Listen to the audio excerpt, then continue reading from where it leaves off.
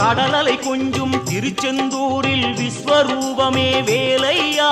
பழமுதி சோலை அறுவடை வீடும் புண்ணிய தரிசனம் முருகையா